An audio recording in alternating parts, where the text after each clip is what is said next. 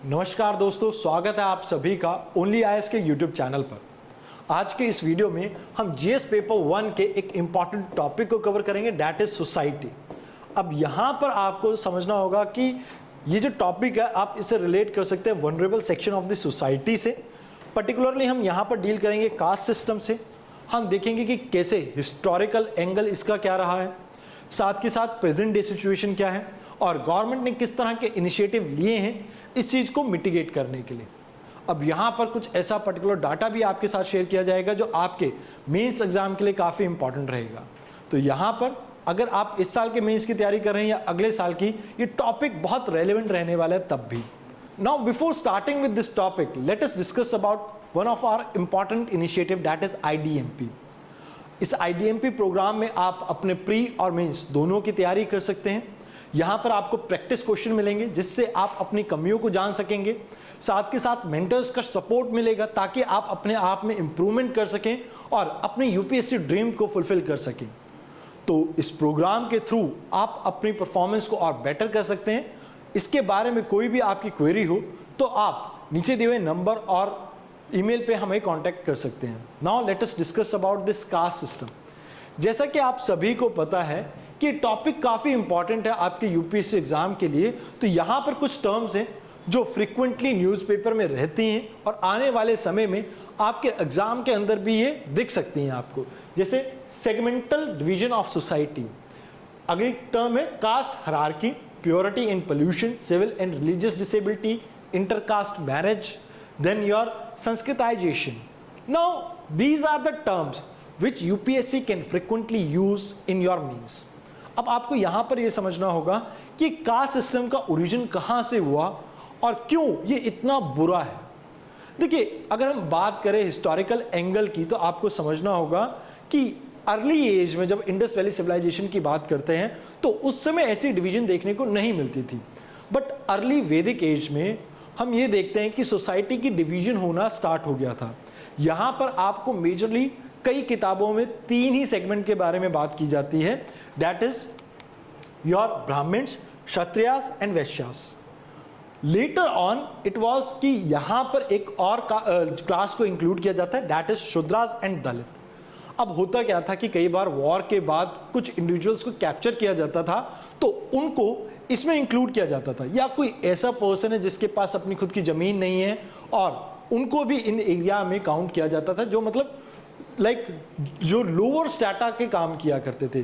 अब उस समय तक ये जो चीज़ थी ये बाय बर्थ नहीं मानी जाती थी। वहाँ पर कोई इस कैटेगरी से बिलोंग करता था, शूद्रास के अंदर बिलोंग करता था, वो भी ब्राह्मण बन सकता था अगर उसके पास नॉलेज है। तो अर्ली वैदिक एज में ऐसी रिजिडिटी हमें देखने को नहीं मिलती थी। बट लेटर ऑन क्या हुआ कि कहीं ना कहीं ब्राह्मण्स ने अपनी मोनोपोली एस्टैब्लिश की और उसके बाद ये सिस्टम काफ़ी रिजिड होता गया। अब प्रेजेंट डे कंटेक्स्ट में अगर हम बात करें, अगर इस टॉपिक को स्टार्ट करना हो तो आप किस तरह के कोट्स का इस्तेमाल कर सकते हैं। You can use this Gandhi ji's quote, जहाँ पर वो कहते हैं कि प्योरिफिकेशन आपको लोअर स्ट्रेटा या अनटचेबल्स की जरूरत नहीं है। प्योरिफिकेशन तो आपको सुपीरियर कास्ट की करनी चाहिए जो कि अपने दिमाग से इनके बारे में गलत चीज़ें सोचते हैं। बिकॉज एक पर्टिकुलर कास्ट में कोई पर्सन बिलोंग कर रहा है या पैदा हुआ है, इसके कारण कोई छोटा नहीं होता, बल्कि अपनी सोच के कारण होता है। तो यहां पर गांधी जी का कहना था कि purification require is not for the untouchables but of the so called superior caste, because वो कहीं ना कहीं सोच छोटी लेके चल रहे हैं अभी। इसके अलावा हमारे present day prime minister Narendra Modi ji का क्या कहना है। अब इनका कहना है यहाँ पे, बी इट कास्ट और communal violence, they stall the growth of the nation, let us affirm that we will free from this tension. अब देखिए, आपको ये समझना होगा, for example if I have to invest money in some country और वहां पर बहुत सी टेंशन चल रही है, पॉलिटिकल क्लैशेस चल रहे हैं, तो मैं क्या उस कंट्री में पैसा इन्वेस्ट करूंगा? बिल्कुल भी नहीं। तो सिमिलरली जिस कंट्री में आप इस तरह की कम्युनल टेंशन या कास्ट बेस्ड टेंशन देखेंगे तो उस कंट्री में कोई भी पैसा इन्वेस्ट नहीं करेगा। अब पैसा इन्वेस्ट नहीं करेगा, कैपिटल इन्वेस्टमेंट नहीं है, तो आप एंड रिजल्ट जो इकोनॉमिक ग्रोथ है वो देखने को नहीं मिलेगी। और इसकी वजह से आप देखेंगे कि लिमिटेड रिसोर्सेज होने के कारण अगेन ये टेंशन और ज़्यादा बढ़ेगी। तो यहां पर इन दो आप कोड को इस्तेमाल कर सकते हैं वाइल गिविंग द इंट्रोडक्शन। अब इसके लिए मैं कोई पर्टिकुलर आपको डेफिनेशन याद करने के लिए नहीं कहूंगा, बट एक चीज है जो आप यूज कर सकते हैं। आप एक डायग्राम ड्रॉ कर सकते हैं जहां पर आप एंशिएंट टेक्स्ट का हवाला दे सकते हैं, जहां पर यह कहा जाता था कि ब्राह्मण्स ब्रह्मा जी के सिर से उत्पन्न होते हैं। Then if we talk about Kshatriyas तो वो शोल्डर से होते हैं। जांग यानी पैरों के इस हिस्सों से आपके वैश्या उत्पन्न होते हैं, और शूद्र बिल्कुल पैरों से उत्पन्न होते हैं, यहां से चरणों से। तो इस वजह से इन्हें लोअर स्ट्रैटा में रखा गया था। बट एक्चुअल में जब ये चीज डिफाइन की गई थी तो उस समय ये कोई ऐसा नहीं था कि बर्थ के हिसाब से ये चीज होती थी। उस समय कहा यह जाता था कि जो आदमी गलत कार्य करता है, गलत काम करता है, वो शूद्र होता है।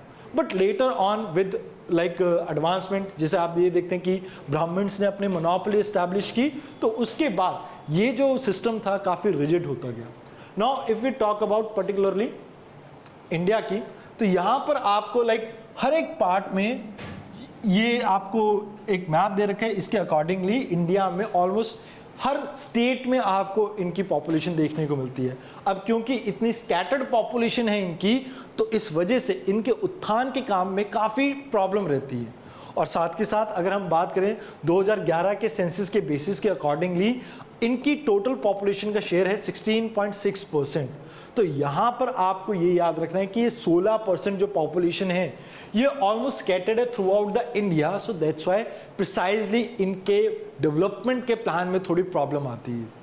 इसके अलावा यहाँ पर आपको ये भी समझना होगा कि इकोनॉमिक कहीं ना कहीं इनकी जो कंडीशन है वो इतनी अच्छी नहीं है, क्योंकि अगर हम बात करें कुछ रिपोर्ट्स के अकॉर्डिंगली इनके पास एसेट्स इतने नहीं हैं।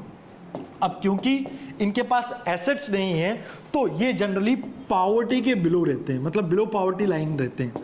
अब क्योंकि ये बिलो पॉवर्टी लाइन है तो ये प्रॉपर हेल्थ और एजुकेशन के ऊपर इन्वेस्ट नहीं कर पाते। अब क्योंकि हेल्थ और एजुकेशन के ऊपर इन्वेस्ट नहीं कर पाते तो जिसकी वजह से अगेन ये पॉवर्टी के साइकिल में घूमते रहते हैं। तो यहाँ पर गवर्नमेंट ने कुछ स्टेप्स लिए हैं, बट द थिंग इज वो इतने सफिशिएंट नहीं है। ऑल्दो पीडीएस स्कीम चल रही है, बट अगेन वो पीडीएस स्कीम का भी फायदा इन तक कई बार नहीं पहुंच पाता बिकॉज ऑफ करप्ट प्रैक्टिसेस। जैसे कुछ एक आपके ये राजीव गांधी इरा के टाइम की बात है, ऐसा कहा जाता था कि अगर 1 रुपया चलता है आपका ऊपर स्टाटा से तो वो लगभग 10 पैसा ही नीचे तक पहुंच पाता है। बट आज की डेट में वो 10 पैसे पे भी डाउट लगता है, क्योंकि करप्शन जो है आप देख रहे होंगे फ्रीक्वेंटली आईएएस ऑफिसर अरेस्ट हो रहे हैं। जैसे अभी चंडीगढ़ में भी अभी रिसेंट टाइम में एक आईएएस ऑफिसर को अरेस्ट किया गया था।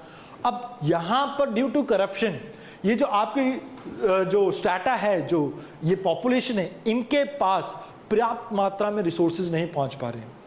अब जिसकी वजह से इन्हें फर्दर ग्रोथ में प्रॉब्लम आ रही है। अब वैसे तो मैं यहां पर कहूंगा कि यहां पर भी आपको 2 टाइप की डिवीजन देखने को मिलती है।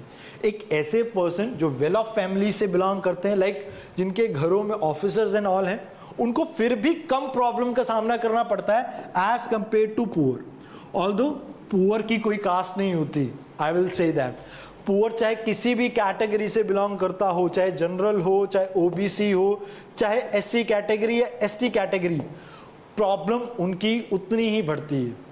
मतलब पुअर्स की प्रॉब्लम सेम है, बट अगर आप पर्टिकुलरली उस एससी एसटी कैटेगरी से बिलोंग कर रहे हैं तो वो प्रॉब्लम्स थोड़ी और ज्यादा बढ़ जाती हैं। ऑल्दो प्रॉब्लम सभी की होती है, बट यहां पर because of caste some time problem कहीं ना कहीं इंक्रीज हो जाती है। अब ऐसा मैं नहीं कहता, ऐसा बहुत से आपके गवर्नमेंट के डाटा, कई रिपोर्ट्स में ऐसा कहा गया है। जैसे कई एनजीओज की रिपोर्ट में ये कहा जाता है कि जो पुअर सेक्शन की वुमेन्स हैं वो ज़्यादा वनरेबल है एज कंपेयर टू रिच। तो ये चीज़ें सही हैं सोसाइटी के अकॉर्डिंगली, तो ऐसा कई एनजीओज के डाटा में कहा भी गया। Now what are the provisions?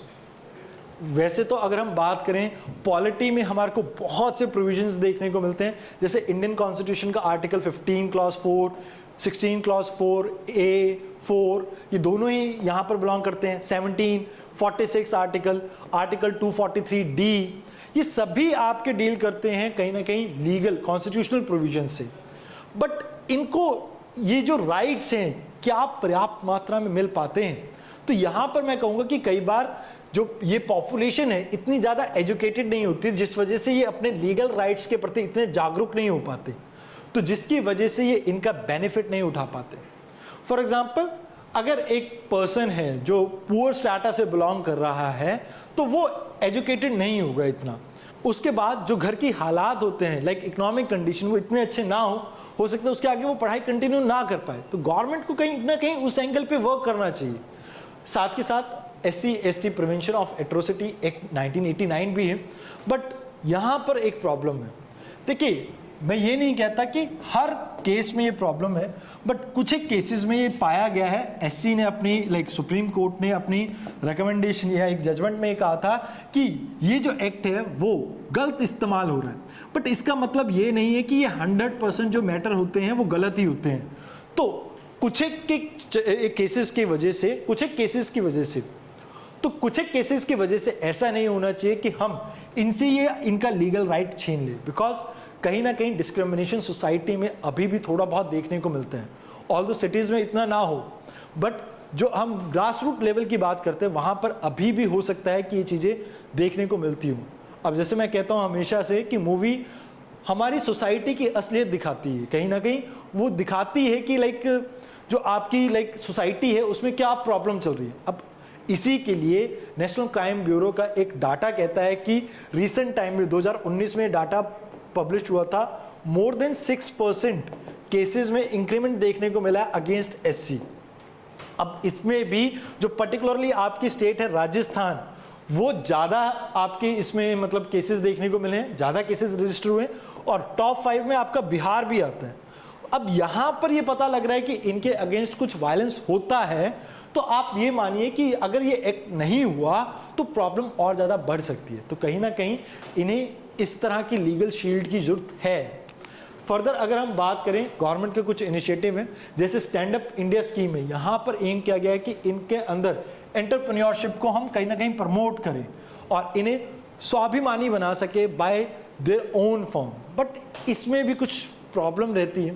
For example, अगर हम बात करें मार्केट में जो मोनोपोली है वो कहीं ना कहीं अपर कास्ट की रहती है। तो कई बार ऐसे केसेस आप न्यूज़पेपर में देखते हैं, कई बार रिपोर्ट किए जाते हैं कि they are not comfortable with this. अब कहीं ना कहीं ये अगर अपना बिजनेस स्टार्ट करते भी हैं तो इनके लिए काफ़ी चैलेंजिंग टास्क रहता है। यहाँ पे अगेन यहाँ पर एक स्कीम है प्री मैट्रिक स्कॉलरशिप, जहाँ पर इनके अंदर एजुकेशन को कहीं ना कहीं आप ये कहना चाहते हैं बढ़ाना चाहते हैं, और यहाँ पर स्कॉलरशिप दी जाती है और ताकि पेरेंट्स को एक सपोर्ट सिस्टम प्रोवाइड कर सके और इनमें अपर एजुकेशन के लिए प्रमोशन कर सकें हम। साथ के साथ यहाँ पर नेशनल ओवरसीज स्कॉलरशिप का भी प्रावधान है। गवर्नमेंट ने एक स्कीम निकाली है जिसमें SC से जो कैंडिडेट बिलोंग करते हैं या डीनोटिफाइड नोमैडिक ग्रुप हो, सेमी नोमैडिक ट्राइब्स हो, उनसे जो बिलोंग करता है, अगर वो मास्टर्स या PhD के लिए ओवरसीज जाना चाहते हैं तो गवर्नमेंट यहाँ पर उसके लिए भी सपोर्ट प्रोवाइड कर रही है। इसके अलावा प्रधानमंत्री आदर्श ग्राम योजना, यहाँ पर कोशिश ये की जा रही है कि जहाँ पर हाईएस्ट पॉपुलेशन देखी जाए शेड्यूल कास्ट की, उन ग्राम्स में यानी मोर देन 50% अगर पॉपुलेशन SC की है तो उन गाँव को आदर्श ग्राम डेवलप किया जा सके, उनमें सभी तरह की सहूलियत प्रोवाइड की जाए। बट एक चीज़ यहाँ पर आपको समझनी होगी, we the citizen can make real change. इसके लिए हमें जागरूक होना होगा। We have to make sure कि इनके जो राइट्स हैं, देखिए गवर्नमेंट ने प्रावधान तो बना रखे हैं, सरकारी प्रावधान हैं, बट जब तक हम अपने दिल से ये चीज मिटा के, ये भेदभाव मिटाकर सोसाइटी के वेलफेयर के लिए वर्क नहीं करेंगे, तब तक कुछ नहीं हो सकता। Now we educated society have the power to change this India forever. अगर हम मिलकर कदम उठाएंगे तो सोसाइटी में इस तरह की जो प्रॉब्लम है हम कहीं ना कहीं उसे दूर कर सकते हैं। तो अभी जरूरत है यूनिटी की, और कहीं ना कहीं हमें प्रमोट करना चाहिए ये ब्रदरहुड। तो इस वीडियो में इतना ही, धन्यवाद।